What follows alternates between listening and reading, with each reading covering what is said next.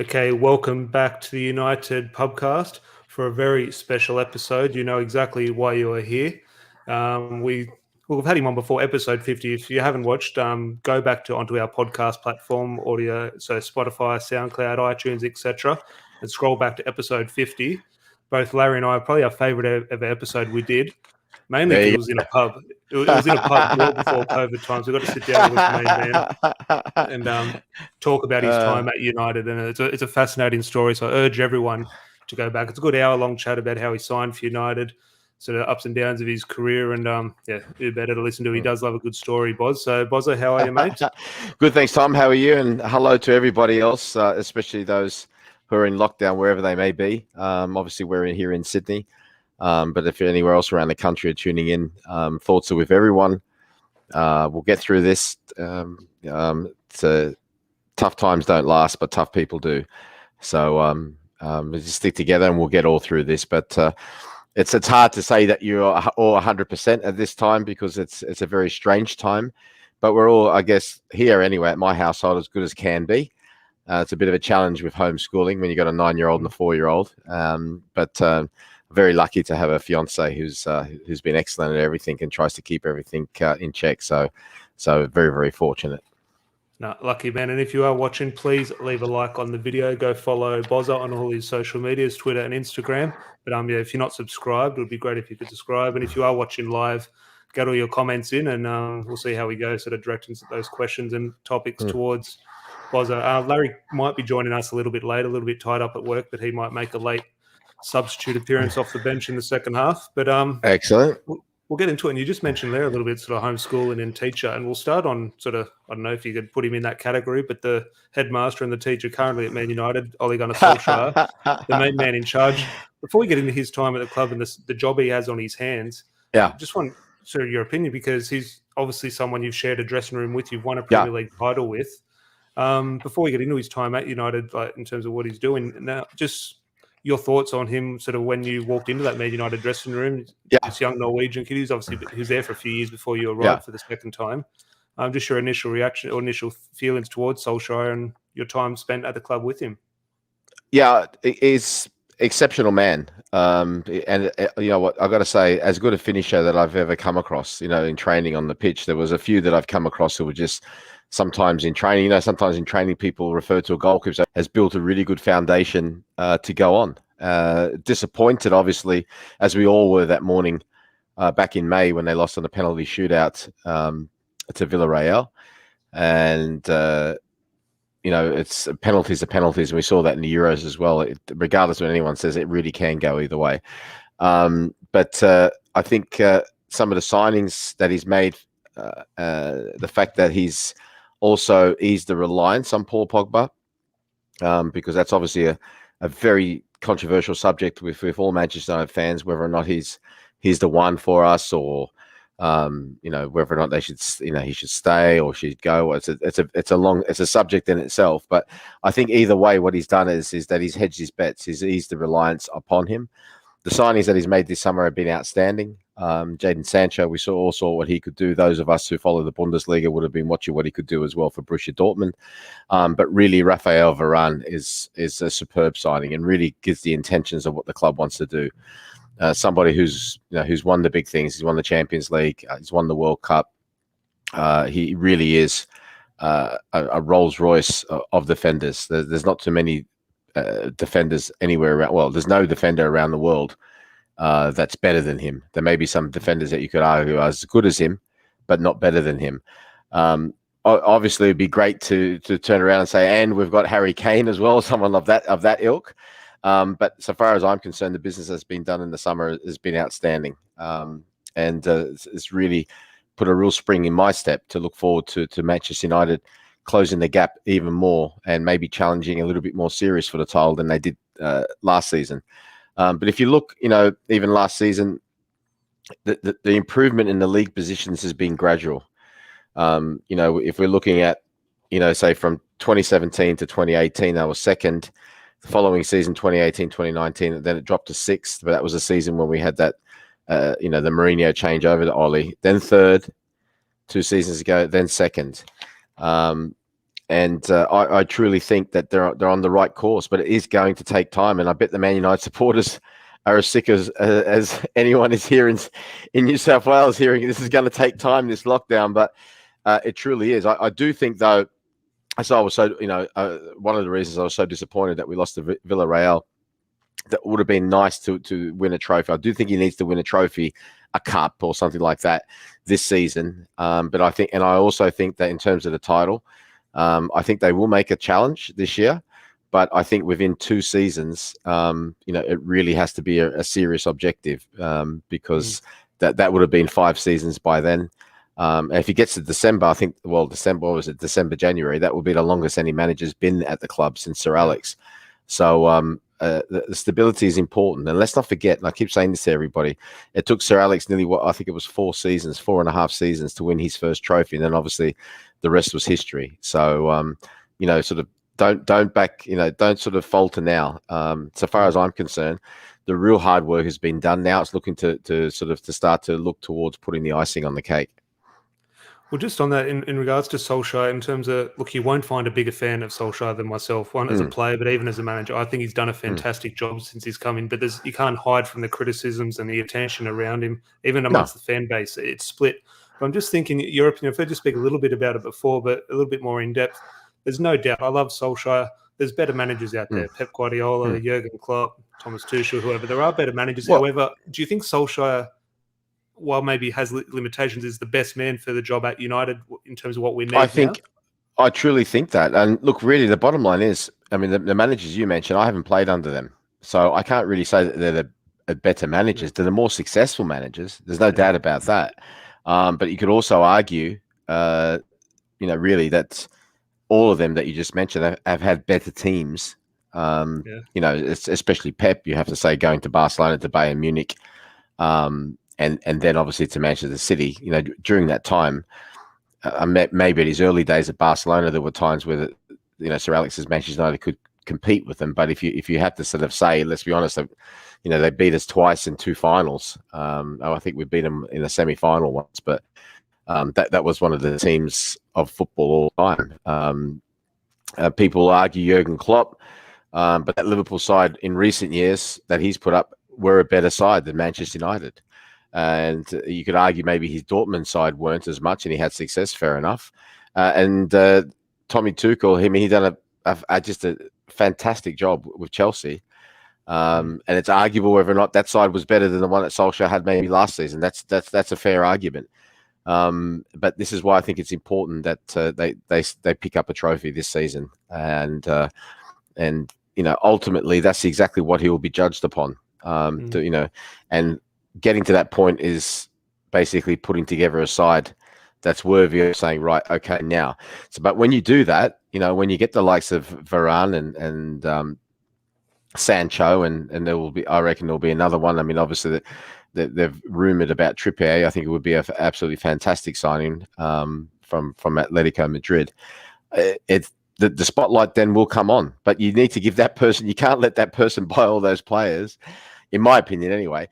And then all of a sudden go, okay, well, now we're going to get somebody else to finish it all off. If you're talking to Chelsea, especially their hierarchy, they might say, no, well, that's the way to go. And since Roman Abramovich has been in, although we've hired and fired more coaches probably than any of the top teams, we've also won more trophies than any other domestic club. So it's hard to argue. But as much as I love him, and he was an ex-teammate, and I dearly want him to be successful, I'm also realistic to know from a supporter's perspective that if there's no trophy this season, and if they don't seriously challenge for the league and go, at least go close in the next couple seasons, that time, that terrible time might come. Let's see how it goes first. And like I said, you ultimately be judged on the success that he has or doesn't have. That's why I was, like I said, it was as a real downer. Yeah, no, definitely. Rob's left a comment here saying, evening lads, big hello to Bozza. He's obviously a member of the Supporters Club and got his own YouTube channel. It's a football thing. But just on that, in terms of the aspirations for a trophy, you've mentioned that sort of United, whatever's going to happen this season, we have to go into the season hoping to win this title, and that sort of the players need that mindset of, okay, we're going to win the Premier League title. Whether we're good enough or not, time will tell. Just want to think, we also, as fans, we say that very sort of flimsily. We say, oh, these players don't have the right mentality, or they do have the right mentality. As someone who has walked into a dressing room of arguably the Man United's best ever team in terms of the treble-winning team, you had that mentality of going to next season, we're going to go win the title. Yeah. We as fans say, oh, they have the mentality, they don't. What is that mentality? When you walked into that dressing room, what was it about sort of training and we're going to win the title? So far as I was, so far as from my perspective, and I've been very, very fortunate, even my younger days, even here, I had success with teams. So it's not something you walk into a dressing room like that and say, oh, by the way, I won 2 trophies at Aston Villa, because they've just come off the back of winning the treble. But that mentality can be developed, and normally is developed. But the biggest sign for any individual is to see evidence of it. Okay. So some people have that mentality anyway, even though they haven't won things, but they're still like, why can't we win? Okay. Others need, they have it there, but because of their own character, because, a lot of people say, sometimes the previous characters I've mentioned, the ones that think that they believe that they can anyway, sometimes that gets knocked out of people. People are like, don't be so cocky and that, what I mean? So we can understand that. Then sometimes you got the other one who's a bit more humble and this, that, and the other, which is fine too, but they need to see evidence of that. And that's how they become the winners. Let's not forget as well, that's why I think one of the great achievements was when Manchester United won the inaugural season of the Premier League. That season before, they threw away the title. It would have been so easy for a lot of those players to just sort of say, oh, look, we really can't believe this. But once you do win it, once you break that gate for the first time and people see it and feel it and experience, that's when it becomes, okay, I've got that mentality. And that's why it's so important, in my opinion. Number one, with Ole Gunnar Solskjaer, he's won it before. He's won the biggest thing in club football, which is the Champions League. He's won the World Club Championship. So he knows. Okay, and that's very, very important from a standpoint of when he's talking to Rafael Varane. I mean, he's won it before. He's won La Liga. He's won the Champions League. He's won the World Cup with France. The more players you have like that, the better. And another thing as well, when I'm talking about getting to the icing on the cake, my main focus, and people remember this, was Cantona. I remember Cantona transformed that whole dressing room. Why? Yes, he was a fantastic player, but his mentality as well, I think, really rubbed off on that team. And like I said, it sometimes takes that for the whole team or the whole squad to have that mentality. So we know we've done it, yeah. And you before you get to that stage, you've got to have as many people as possible truly believing that deep down. They don't have to show it in that cocky way that I mentioned before, but deep down to say, look, I do deserve to be here. We do deserve to win the title. And you saw how far we still are away last season when we hit the top of the table. I think it was around December time or January or something like that. Stayed there for about 2 or 3 weeks, and that was it. So they've got to truly believe it from the top to the bottom that they can do it. But until they do it, a lot of people will still be very skeptical, including the supporters, which is understandable. Yeah. You reminded me of a good time. Those 2 or 3 weeks last December or January, they were a good 2 or 3 weeks back at the top of the table. But, but I think we all knew deep down, didn't we? There'll come a time when that occurs and we'll all be saying to each other, no, we can really, Manchester United can really win this, And it's a question of, I really think they should be thinking like that now. But I mean, we all get feelings. I mean, it's I call them radio waves, but we all have feelings, and they're very rarely that far off the mark. Sometimes they may be, but that usually generates from the things that we're thinking or the things that we're watching together. And out of all the Man United supporters worldwide, I'd be very interested to know how many truly thought when we hit the top of the table that we're going to go on with it. I think it'd be very, very few. Very, very few. No, definitely hard to disagree. Yeah. Whereas in the past, it was like when we hit the top of the table at that time, you're like, we know there's only going to be one team that won it. That's going to win it. Yeah. And a great example is Newcastle that year. Back in 95, 96, 12 points clear at the end of February.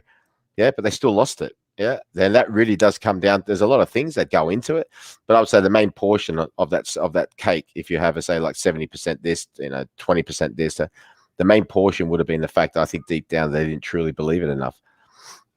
Yeah, no, hard to argue. You mentioned Varane. Before we get into Varane, I just want to work sort of back to front in terms of the positional sense. And this is a podcast or an episode me and Larry have done countless times, and I assume we're going to be doing it countless times in the future. but who better to ask as a former goalkeeper? Yeah. I just want your opinion on the current goalkeeping situation at United, because it was so intriguing last year, and I look at it just from a fan's point of view. I never thought it was feasible to have De Gea and Henderson, but Solskjaer managed it quite well, and in a tricky situation, it did work out quite well this season.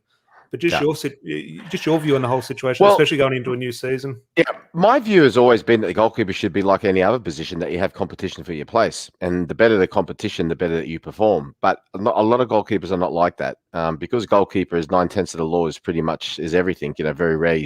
Like goalkeepers usually staying for quite some period of time. The chopping and changing can actually do more harm than good. But my personal thing, when I look back, even at the time, I think I said this to you before as well. At the time, you're probably thinking, "Oh, I'd just like to be number one and what I have to worry about." When you look back, when you finish playing, you think, "Well, I did play at my best because I had to, or else I'd lose my place." But this situation, I think, is a little bit different. I don't think either goalkeeper is really sort of, especially recent. I mean, David De Gea was so good for so long that when he started to sort of slip a little bit in the last couple of seasons, it's sort of been much more noticeable.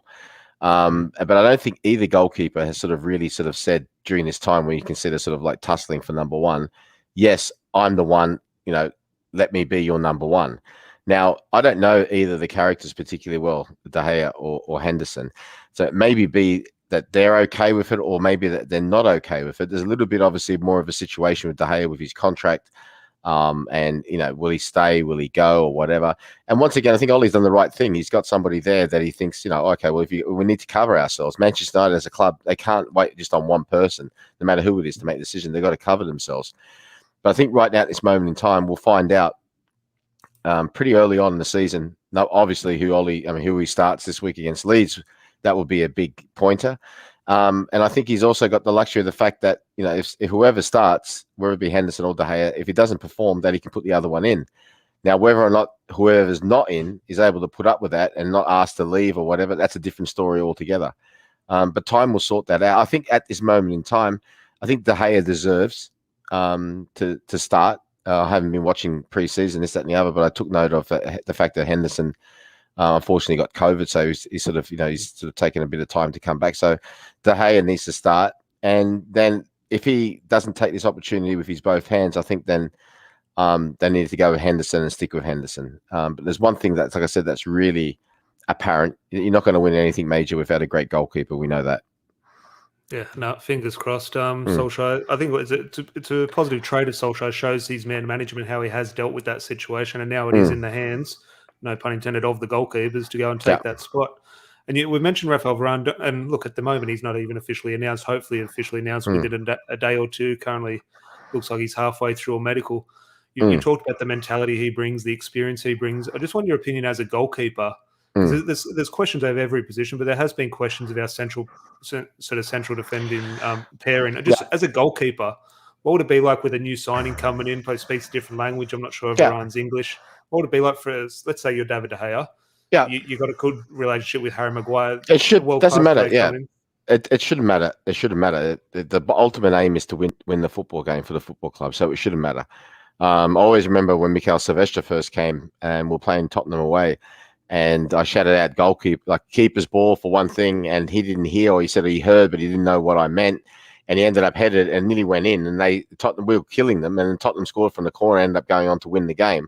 But that sorted out very, very quickly, straight after that. So it shouldn't really matter. The bottom line is whoever you're playing with and all that, regardless of the fact that if somebody doesn't understand it, then they're not really a club man, so to speak. And some people look at our club man. Look, the bottom line is you're at one of the truly big clubs, and the idea is to win trophies. So they just got to understand, simple as that. Now, with Varane coming in, there's a lot of options. Ollie might want to go through at the back. He might want to go with Maguire, Lindelof, and Varane.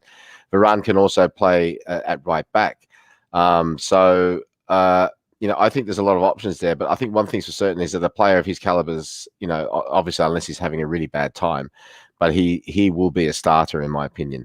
So whether or not they go with the three at the back or they go for a partnership, and I think the quicker if they go for a partnership, just the four at the back and the two centre backs, the quicker they decide on who's best to play with him, the better for the team and the better for the club.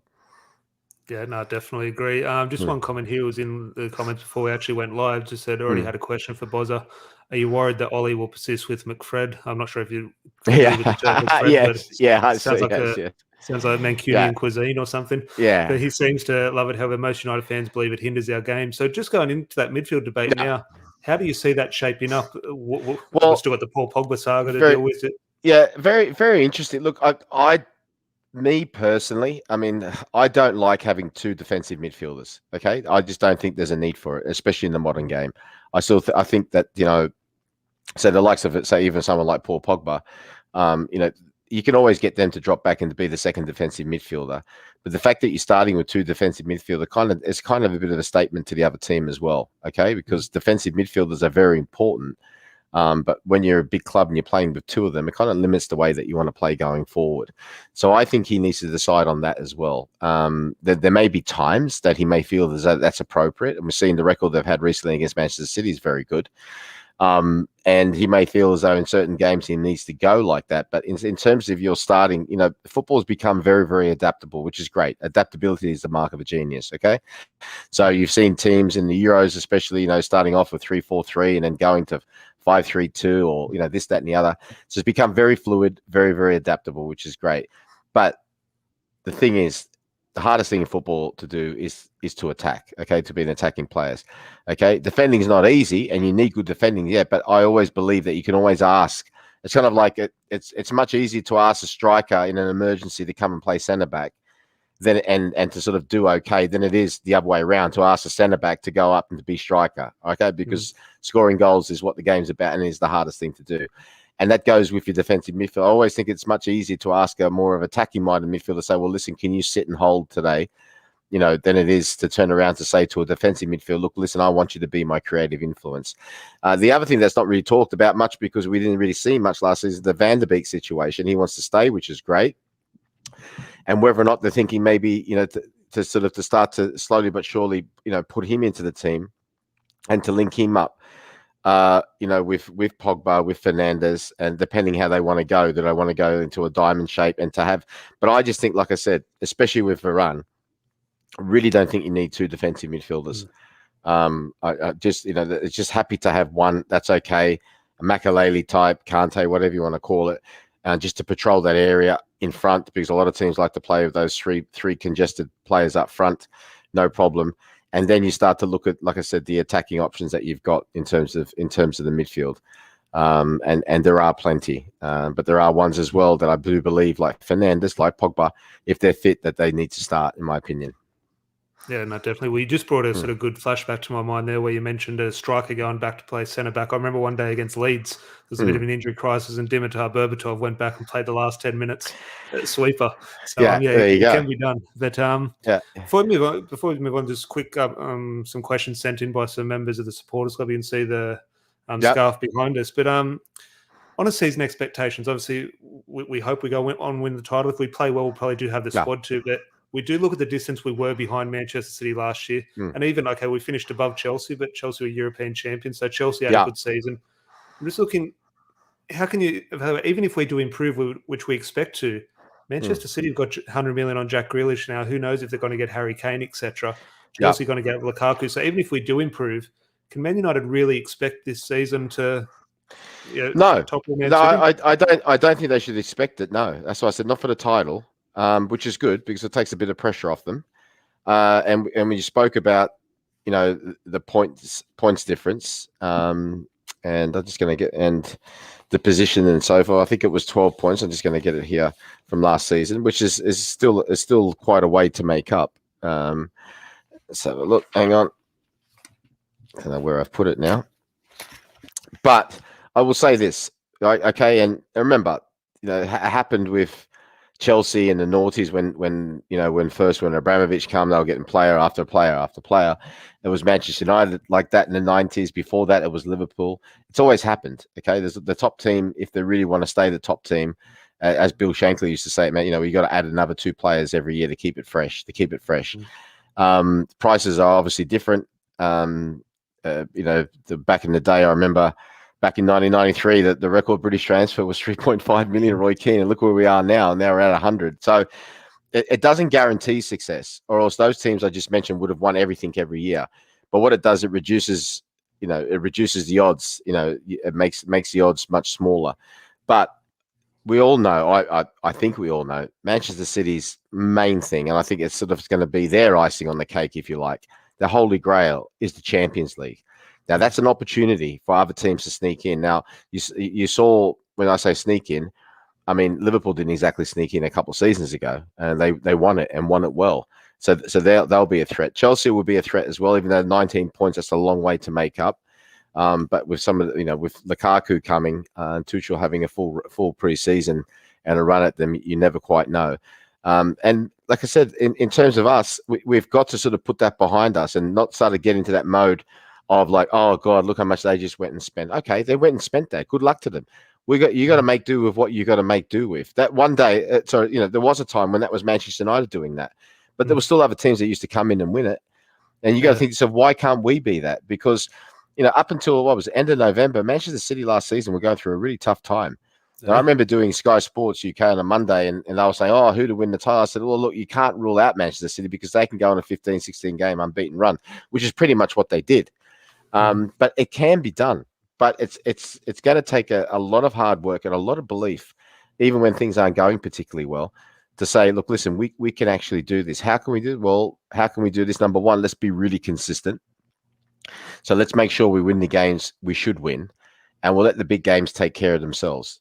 I think we're in that position. Whereas if you're in the position of Manchester City, you're more like, look, we'll just win the big games. Whatever happens to the others, we should be okay anyway. But I think we're not at that stage. I think we're at the stage where we're going to win, and you'll be surprised if you're just there and thereabouts, within 5 points coming towards the end, and all of a sudden all those big games start to appear, for Manchester City, which they should do. You never know, they might not, but which they should do. You might get that opportunity. You might get that opportunity to say, well, if we win here, we go 5 points clear with 3 games to go. So that's got to be the mentality. Okay, we're not favourites. Good. We're not expected to win. Good. It takes the pressure off us. But let's just stay within striking distance, and not get too overawed or daunted. Our record against them has been excellent against Manchester City. It reminds me of the time. But remember when Liverpool were all dominant during those, during the 70s and 80s, Manchester United's record against Liverpool was excellent, but they had never won a title. Yeah. So we just got to, like I said, you just got to go step by step, and understand. No, we're not the favourites, but that could actually work in our favour. Yeah, no, definitely. I couldn't agree more. And I think that goes to show when you're saying in terms of you have to be in touch in that January, February, March, it goes to show like, okay, they're important games, but this Saturday night, 3 points against Leeds is just as valuable as 3 points against Burnley in February, March. So it is important you get off to a good start. Of course it is. Of course it is. Just before we wrap up, just some questions some listeners sent in who haven't been able to join us live. But while I've got you, I have to ask, because you just mentioned his name 2 minutes ago. My favourite player ever growing up, Roy Keane. Yeah. It was his 50th birthday yesterday. And you spoke about happy birthday. You're quite close with Roy Keane during your time at United. I just want to think, the public and fans have this perception of Roy Keane. However, over the past year or two, his work on Sky Sports, I've had a new insight into him, and he comes across very differently. And sort of, he's a legend in terms of very witty, very funny. Yeah. Obviously, we all know how honest and genuine he is, but just your thoughts of Roy Keane and sort of your relationship with him. That's a very good relationship with him. He's a far better player than people gave him credit for, and probably that people will remember him by, because people will probably remember him more as an enforcer, which he wasn't really, I don't think. I mean, he was as tough as they come, no doubt about that. But I mean, he could do everything. He had the ball, score goals, pass the ball. He was a good athlete. And after that serious injury he had, he obviously, for the team's sake, I think he sort of went more into that holding role and let the young boys sort of do the box to box stuff and do all the stuff. And I thought that was very unselfish of him. And also took upon the role as the protector and a bit of the enforcer. No doubt about that after that injury against Leeds. But I think in terms of his character, 1 minute he can be good with you, the next minute he can be really scathing with you. But I think that's just his way of how he keeps people off balance so they don't get too close to him, because he's not particularly trusting of people, especially people from the outside, and that's fine as well. But you've seen, during Sky Sports, he's been brilliant. You've seen all sides of him, and you have to say Micah Richards is handling really well as well. I think that really goes to show. You wouldn't pick that duo when they first on screen together. I think it's a perfect mix. But Roy's Roy. That's the bottom line. And he was, like I said, part of one of the most successful period at the club. And what a bargain when you think about it. Yeah. For the 3.5 million back then, all those years and service that they got out of him. He has his faults just like everyone else. But yeah, that's I think a lot of that bravado, so to speak. I mean, he can back it up. Don't get me wrong. It's not bluster, but I think a lot of it is because he just doesn't like people to get too close. That's all. And he likes to keep them off balance. But you've seen his football knowledge, and the fact that he worked under Sir Alex or so, and Brian Clough as well. I mean, Brian Clough was when you think about what Brian Clough did, it's absolutely legendary. To win, we've really, you have to say, no disrespect to Nottingham Forest, but a provincial club. Won 2 European Cups. So, although, back then, people can say what they like, but they were still the best players in Europe then. Maybe not from around the world like we see now.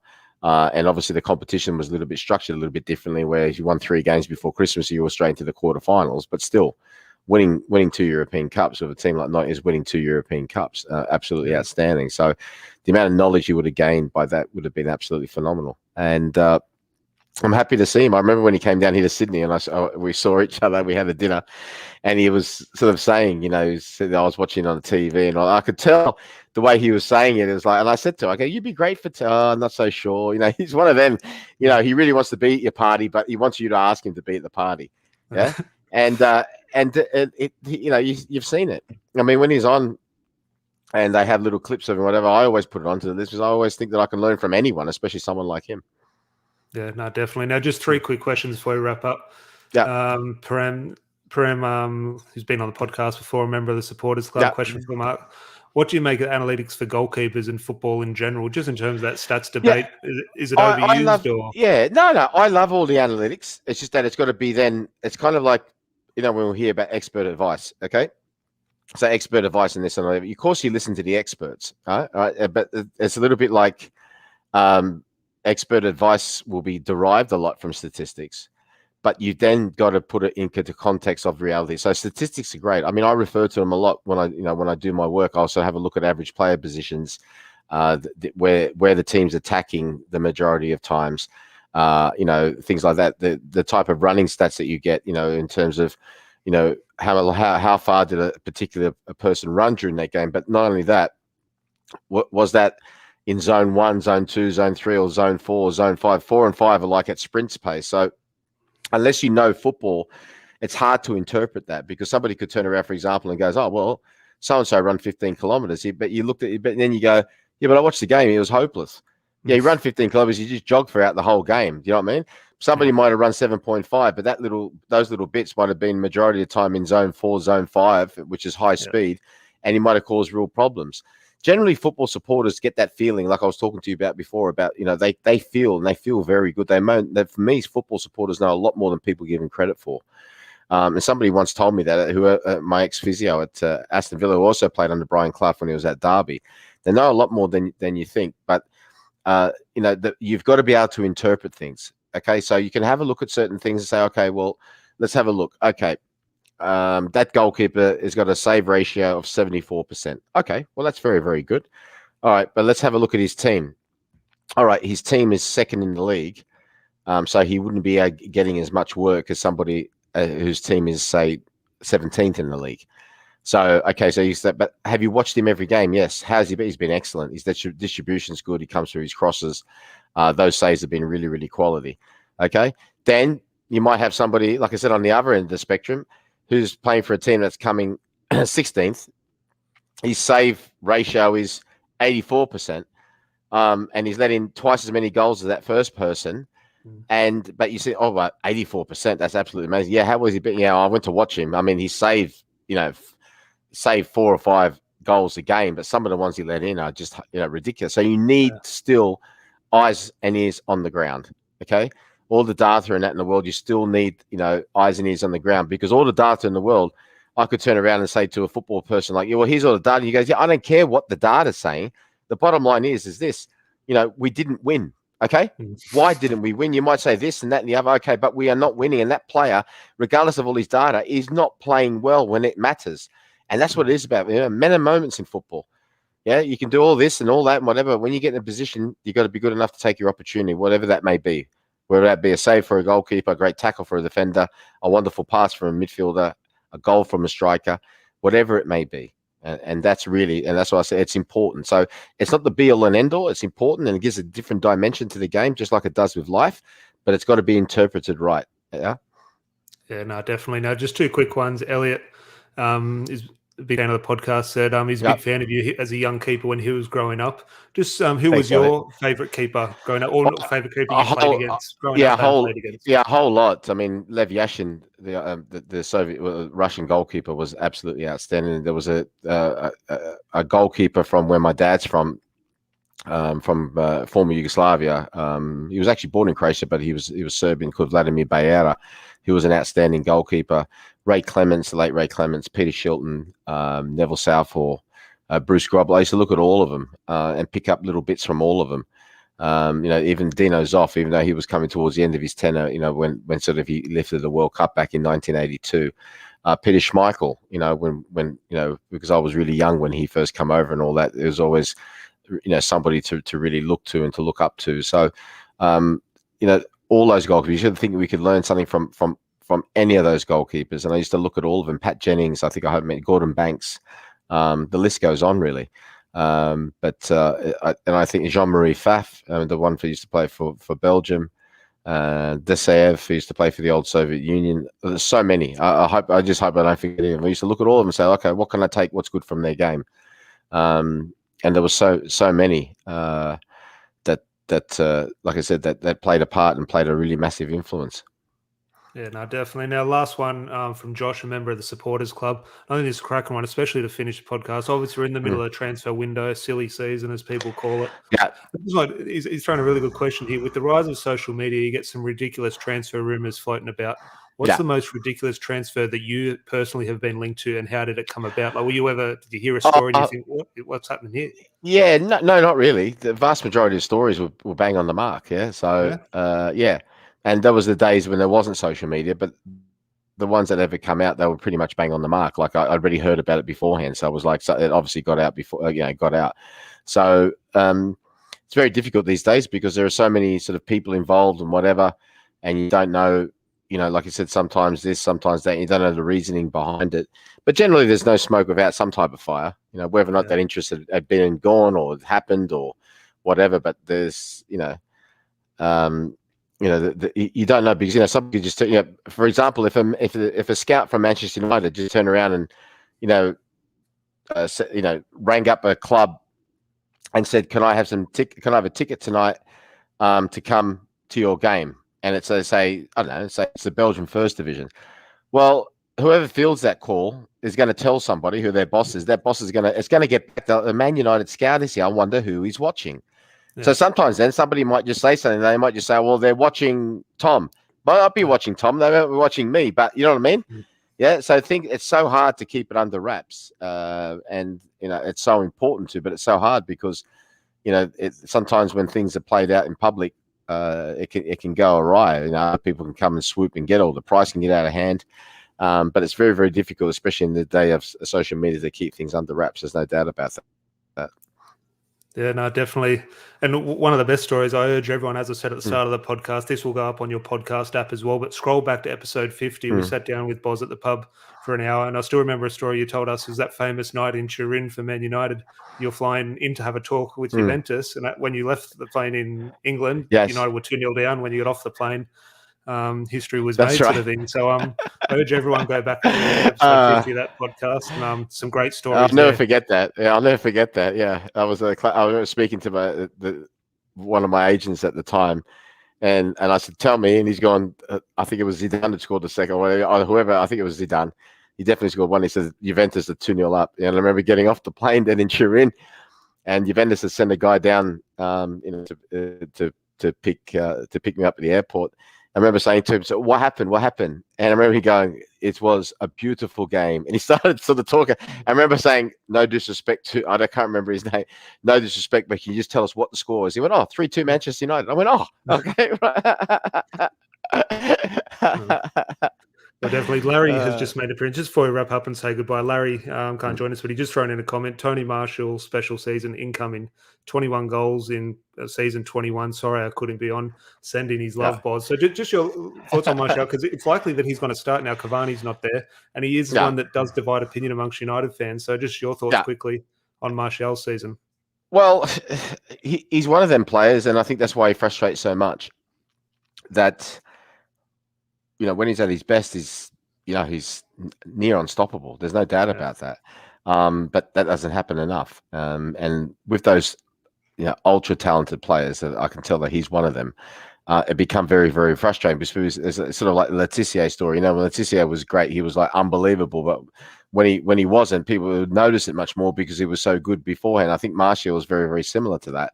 But he will have an opportunity this season, a big opportunity. I mean, we know with Rashford, with the shoulder injury, it will take him time to get back to his normal self, and he'll have a big opportunity this season.